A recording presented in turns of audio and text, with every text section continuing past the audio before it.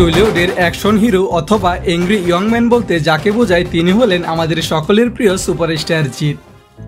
22 বছরের ফিল্মি ক্যারিয়ারে টালিগঞ্জের mass commercial action সিনেমাকে এক অনন্য উচ্চতায় নিয়ে গিয়েছেন তিনি। আর তাই তো অন্যান্য হিরোরা যখনই কোনো অ্যাকশন ফিল্ম করতে যান সবার আগে এই মানুষটার কথাই স্মরণ করেন এবং তার দেখানো পথ অনুসরণ করেন। জিতের এক একটি ছবির অ্যাকশন প্রত্যেকবার আগের ছবিকে ছাপিয়ে গিয়েছে। 2004 সালে মাস্তান ছবিতে প্রথম এংরি ইয়ং ম্যান অবতারে আসেন তিনি। তারপর থেকে প্রায় 25টি হার্ডকোর কমার্শিয়াল সিনেমায় অভিনয় করেছেন তিনি এবং 2-3টা বাদে সবগুলো সিনেমায় সফলতা লাভ করেছে। তার ছবির অ্যাকশনে যতটা বাজেট নির্ধারণ করা হয় তা দিয়ে আজকের দিনের সো-কল্ড 2-3টা বাংলা সিনেমা কমপ্লিট হয়ে যাবে।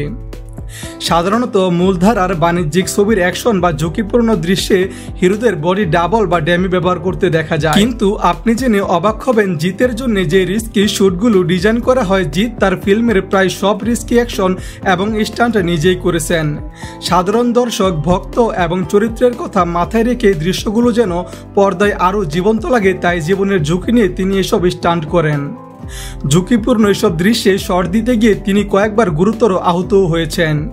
ইতিপূর্বে জিদ্দার সবচেয়ে রিস্কি শুটিংগুলো নিয়ে সাজানো হয়েছে আমার আজকের এই ভিডিও। তো আজকের এই ভিডিও শুধুমাত্র সাহসী জিৎ ফ্যানদের জন্য। বাদশাহ দ্য ডন ছবিতে 70 মাইল বেগে চলা একটি চলন্ত পাবলিক ট্রেনের খোলা ছাদের উপর কোনো রকম সেফটি ছাড়াই দৌড়ে লাফিয়ে শট দিয়েছিলেন জিৎ, যা দেখে গা শিউরে উঠেছিল সাধারণ মানুষের। বস 2-তে এমন কিছু ঝুঁকিপূর্ণ দৃশ্য ছিল যেখানে একটু 19-20 হলে ঘটতে পারত বড় রকমের কোনো দুর্ঘটনা। এই যেমন 14 তলা বহুতল ভবন থেকে হিরোইনকে সাথে নিয়ে জাপ দেওয়া, কখনো আরো উঁচু একটি দালান থেকে আরেকটি দালানে দড়ি বেয়ে যাওয়া, কয়েক ফুট উচ্চতায় লাফ দিয়ে চলন্ত হেলিকপ্টার আঁকড়ে ধরা, আবার কখনো গাড়ি নিয়ে চলন্ত ট্রেনের বগি ক্রস করা। এই সবগুলো অ্যাকশন দৃশ্যে কোনো ড্যামি না নিয়েই নিজেই শট দিয়েছেন জিৎ।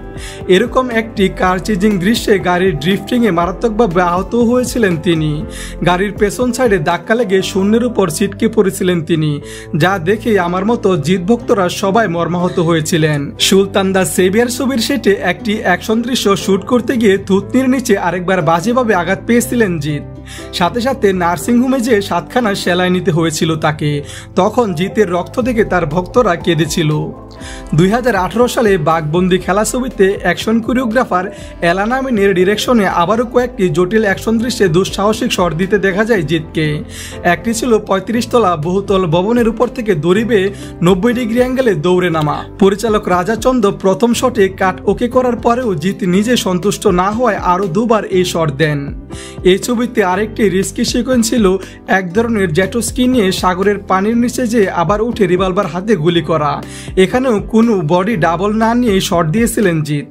জিৎ বরাবরই তার ক্যারিয়ারের শুরু থেকে এরকম ঝুঁকিপূর্ণ দৃশ্যে কোনো বডি ডাবল বা ড্যামি ব্যবহার না করে এভাবে আমাদের এন্টারটেইন করে আসছেন।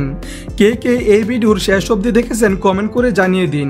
পাশে থাকার জন্য ধন্যবাদ। Hi friends, don't forget to like, comment and share, and yes, subscribe to Entertainment's YouTube page for latest updates. Cheers.